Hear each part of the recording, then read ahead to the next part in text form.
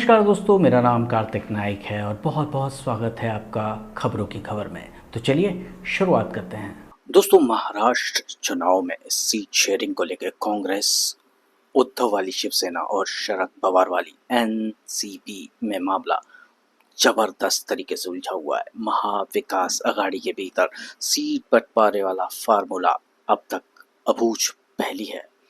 अभी तक ये तय हो ही नहीं पाया है कि महाविकास आघाड़ी में कौन कितनी सीटों पर चुनाव लड़ेगा। महाविकास आघाड़ी में सीट शेयरिंग को लेकर जारी मत्थाबच्ची को देखकर खुद राहुल गांधी भी पक गए हैं।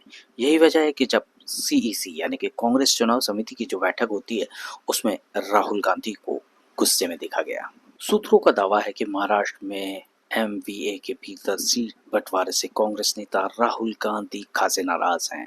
महाराष्ट्र में एमवीए के नेता और अब तक सीटों को लेकर अपना स्टैंड क्लियर नहीं कर पाए। यही वजह है कि वे सीईसी मीटिंग में बीच में छोड़कर ही चले गए थे।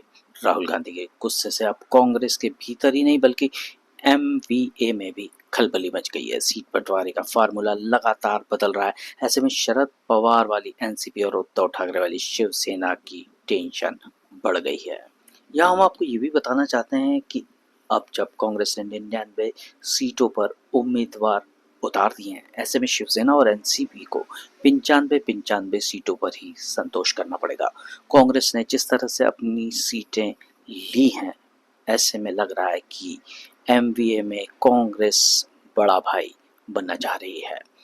एमवीए ने 29 और महायुति ने सबसे ज्यादा 53 सीटों पर अभी तक उम्मीदवारों के नाम ऐलान नहीं किए हैं।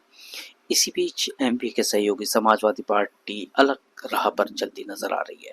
शुक्रवार को सपा के महाराष्ट्र अध्यक्ष अबू आजमी ने कहा कि अगर एमवीए छोटे सहयोगियों के साथ किसी सहमति पर नहीं पहुंचता है तो वो 20 से 25 सीटों पर उम्मीदवार उतार देंगे। सपा ने पहले ही अपने 5 उम्मीदवार उतार दिए और 7 सीटें में मांग रहे हैं। महाराष्ट्र में कुल मिलाकर 288 विधानसभा सीटें हैं। एकनाथ शिंदे की नेतृत्व वाली महायुति सरकार सत्ता में है और महाराष्ट्र के सभी सीटों के लिए एक ही चरण में 20 नवंबर को वोटिंग होनी है। महाराष्ट्र चुनाव के रिजल्ट 23 नवंबर को आएंगे।